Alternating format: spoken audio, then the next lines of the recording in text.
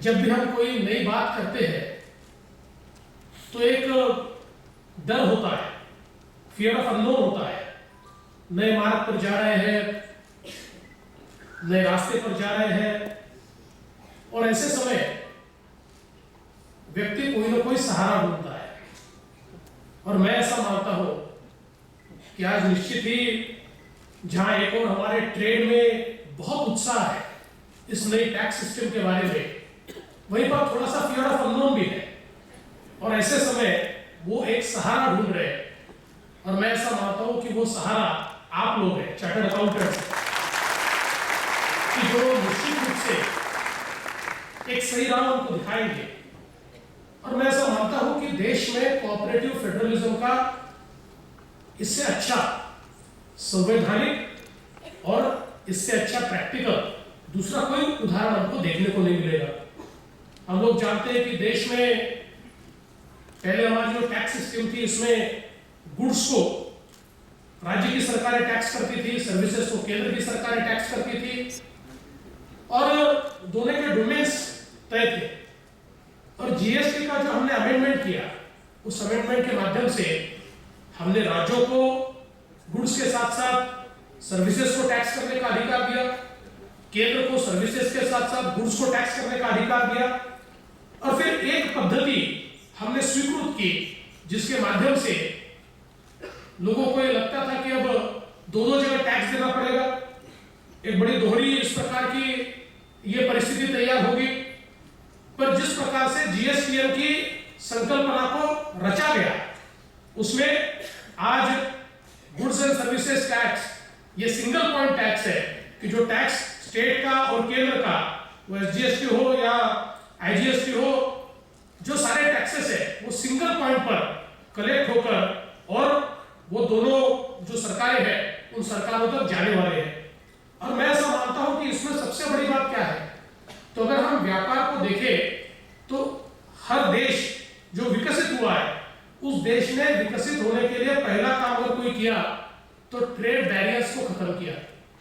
और मैं तो ऐसा मानता हूं कि हमारे लिए थोड़ा आसान था, क्योंकि हम तो एक देश है।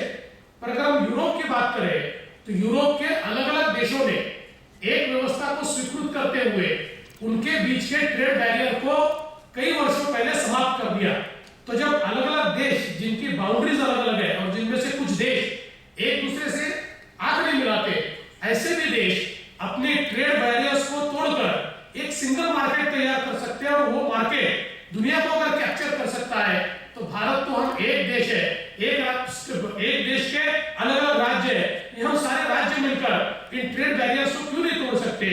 और मैं हमारे प्रधानमंत्री मोदी जी का अभिनंदन करना चाहता हूँ, हमारे मोदी जी का अभिनंदन करना चाहता हूँ, और साथ ही में सारे राज्यों का अभिनंदन करना चाहता हूँ कि सबने इस राष्ट्रीय भूमिका को समझा। संकुचित विचारों से सब लोग ऊपर आए, क्योंकि कई बार एक रीजनल फीलिंग होता है, वो गलत भी नहीं है, लेकिन मैं मेरे स्टेट से आगे क्यों देखूं। जब अगर मुझे महाराष्ट्र के बारे में पूछा जाए तो लोग मुझे कहते थे कि महाराष्ट्र का क्या फायदा है, आप तो मैन्युफैक्चरिंग स्टेट हो, ये तो कंजम्पशन बेस्ड टैक्स है, मैन्युफैक्चरिंग स्टेट के नाते आप तो लूज करोगे, आप क्यों इतना कहते हो कि जीएसटी होना चाहिए। मैंने कहा ये देश को फायदा देने वाला है, केवल हम एक राज्य का नहीं विचार कर सकते। और अगर मैं इतना बड़ा राज्य हूं कि महाराष्ट्र अगर एक मैन्युफैक्चरिंग स्टेट है तो महाराष्ट्र कंज्यूमिंग स्टेट भी है, जिसकी 12 करोड़ से ज्यादा जनसंख्या है, और जहां पर देश के इंडस्ट्रियल आउटपुट का 20% से ज्यादा आउटपुट होता है, और जहां पर 15% जीडीपी निर्मित होती है। अगर हम निर्माण भी करते हैं तो कुछ ना कुछ तो कंज्यूम करते ही है, बिना कंजम्पशन के हम तो निर्माण नहीं कर सकते, मैन्युफैक्चरिंग नहीं कर सकते। और इतनी बड़ी जनसंख्या को लेकर जब हम ये कंजम्पशन का हमारा जो बेस है इसका आधार लेंगे, और सबसे बड़ी बात यह है कि सर्विसेज को टैक्स करने का अधिकार केवल केंद्र को था, अब वो राज्यों को आने के बाद महाराष्ट्र जैसा राज्य जिसमें मुंबई जैसी महानगरी है, मैं तो ऐसा कहता हूं सर्विसेज तैयार करने वाले भी सबसे बड़े हम हैं और सर्विसेज कंज्यूम करने वाले भी सबसे बड़े हम हैं। और इसलिए जो नितिन जी ने बात कही, ये बात बिल्कुल सही है कि महाराष्ट्र को इसका फायदा ही होगा, इसका नुकसान नहीं होगा। स्टेबलाइज होने के लिए ज्यादा से ज्यादा 1 साल लग सकता है, 2 साल लग सकते हैं, पर मैं ऐसा मानता हूं कि 2 साल से ज्यादा महाराष्ट्र को कंपेंसेशन की आवश्यकता ही नहीं पड़ेगी, इतना बड़ा टैक्स का बेस हम लोग तैयार कर पाएंगे। और इसका जो एक रोबस्ट जो एक इंफ्रास्ट्रक्चर तैयार हुआ है, आईटी का इंफ्रास्ट्रक्चर तैयार हुआ है, ये आईटी इंफ्रास्ट्रक्चर की सबसे अच्छी बात यह है कि मैं ऐसा मानता हूं कि इसने बहुत सारी चीजें आसान कर दी है। एक लोगों को ये लगता है कि इतने ज्यादा कॉम्प्लायंसेस है, इतनी ज्यादा व्यवस्थाएं खड़ी करनी है, लेकिन मैं ऐसा मानता हूं कि आप लोगों को गाइड करेंगे और इसको अगर सिस्टमेटिक ढंग से हम करें तो मुझे लगता है कि इसमें सारा अकाउंटिंग जो है वो बिल्कुल ऑटोमेटिक रूप पर हम ले जा सकते हैं और हैसल फ्री इस प्रकार का बुक कीपिंग हम ये जीएसटी के माध्यम से कर सकते हैं। इस प्रकार की व्यवस्था को कायम करने का काम इस ये जो एक रोबस्ट इस प्रकार की व्यवस्था खड़ी की गई है, इस व्यवस्था के माध्यम से हुआ है। सबसे महत्व की बात क्या है? ट्रेड का सबसे बड़ा दुश्मन क्या है? इनडायरेक्ट टैक्सेस का कैस्केडिंग इफेक्ट। ये इनडायरेक्ट टैक्सेस का कैस्केडिंग इफेक्ट ये ट्रेड को बहुत बड़े पैमाने पर परेशान करता है। भैया जैसे ही वहां से सिग्नल आ जाए तो बता देना, मैं नाइट वॉचमैन करके काम कर रहा हूं।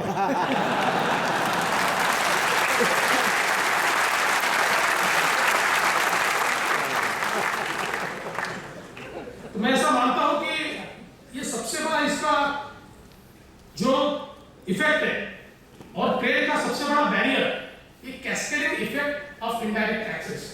जैसे बताया 17 टैक्सेस, 22 सेस, ये पूरा कॉम्पिटिटिवनेस को खत्म कर देता है और इसका कैस्केडिंग इफेक्ट ये सारी प्राइसिंग पॉलिसी को इतना स्क्यू बनाता है कि इसके कारण जो हम लोगों को एक कंपटीशन खड़ी करनी है।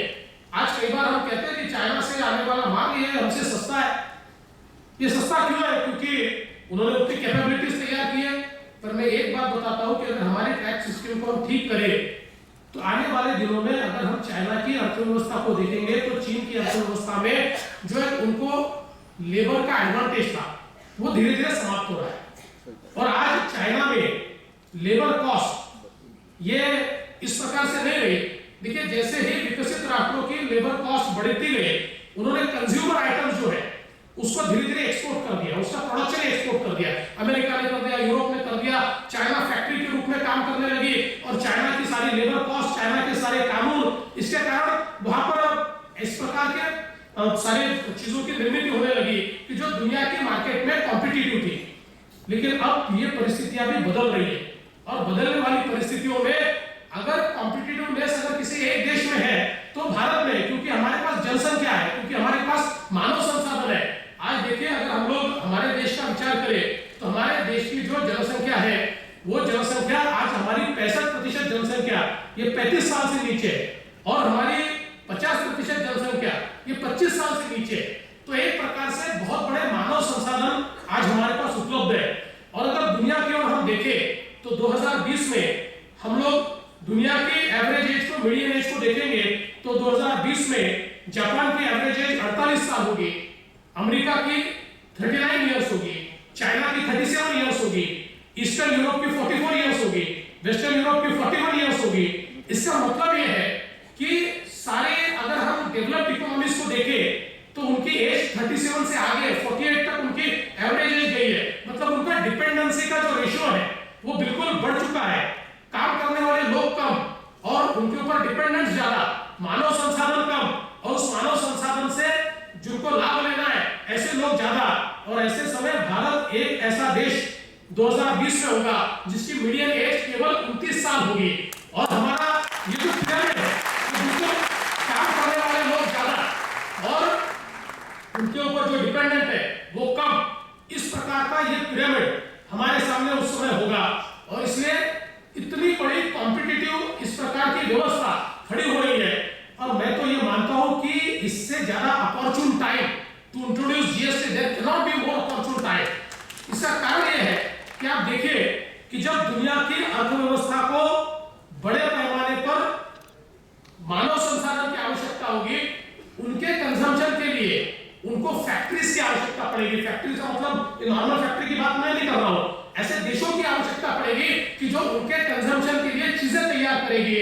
और ऐसे समय मानव संसाधन हमारे पास होगा, कॉम्पिटिटिव लेबर हमारे पास होगा, लेकिन अगर हमारी टैक्स सिस्टम हमारे कॉम्पिटिटिवनेस को खत्म कर देगी तो फिर इस अपॉर्चुनिटी का कभी भी हम फायदा नहीं ले पाएंगे। अगर हमने देखा कि ये जो एक डेमोग्राफिक एडवांटेज है, हम अगर दुनिया में देखें तो जिस समय वो अमेरिका को उपलब्ध हुआ, अमेरिका विकसित हुआ, जिस समय यूरोप हुआ, यूरोप विकसित हुआ, फिर वो हमने देखा जापान, कोरिया, चाइना, सभी को ये डेमोग्राफिक एडवांटेज मिला और उन्होंने अपना विकास किया और यही डेमोग्राफिक एडवांटेज हमको मिल रहा है। और अब ये जीएसटी के इंट्रोडक्शन से हमने हमारे टैक्स सिस्टम को इस डेमोग्राफिक एडवांटेज के साथ अलाइन कर दिया है। और ये इसमें महत्व का है, ये डेमोग्राफिक एडवांटेज कोई जिंदगी भर देश के साथ नहीं रहेगा। हमारा ये जो कर्व है ये बिल्कुल स्ट्रेट ऊपर जाता रहेगा 2035 तक और 2035 के बाद वो स्टेबलाइज होगा और फिर धीरे धीरे एक समय हमारा भी आएगा कि हमारा ये कर्व नीचे नीचे जाएगा।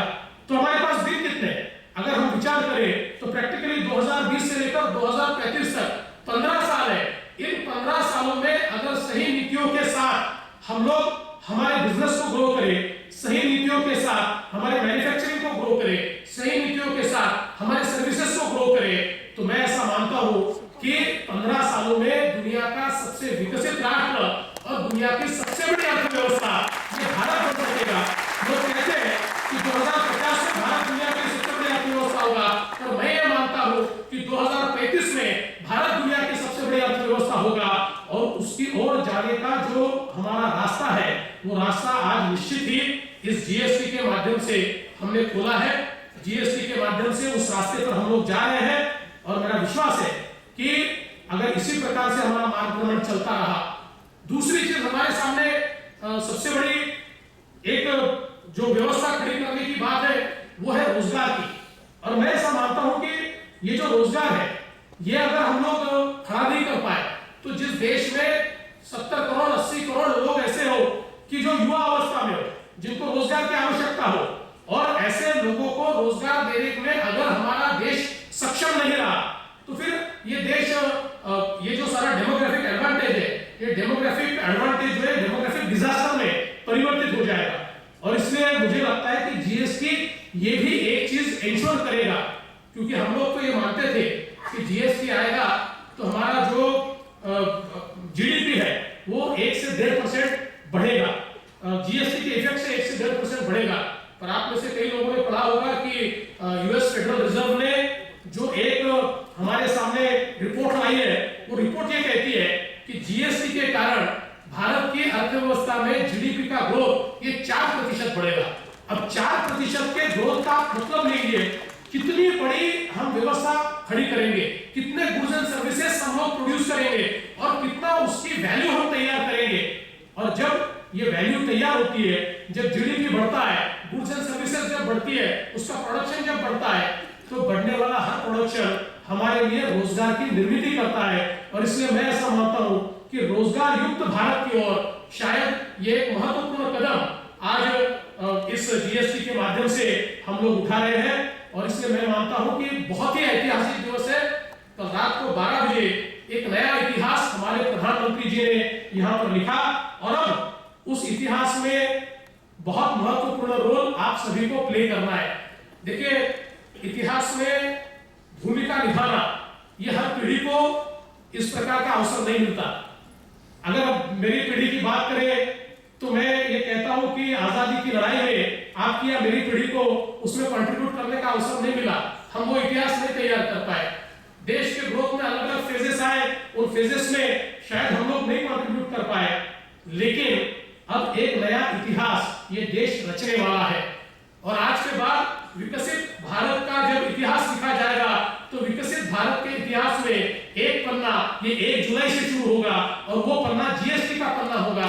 और उस समय पूछा जाएगा कि ये जो नया इतिहास रचा गया, इस इतिहास के सिपाही कौन थे? तो आप और मैं ये कह पाएंगे कि इस इतिहास के सिपाही हम थे, क्योंकि एक शासक के रूप में जीएसटी का कानून पास करने का अवसर सुधीर जी को और मुझे मिला। और इसलिए हम लोग इसके सहभागी बने और अब आने वाले दिनों में जीएसटी के सैनिक आप लोग होने वाले हो, जीएसटी को आगे ले जाने आप लोग होने वाले हो। और इसलिए इतिहास का हिस्सा बनने का मौका आपको मिला है। देश का इतिहास, हमारा आर्थिक इतिहास जब लिखा जाएगा तो आप सबका कंट्रीब्यूशन उसमें स्वर्ण अक्षरों से लिखा जाएगा कि भारत में जीएसटी को स्टेबलाइज करने वालों में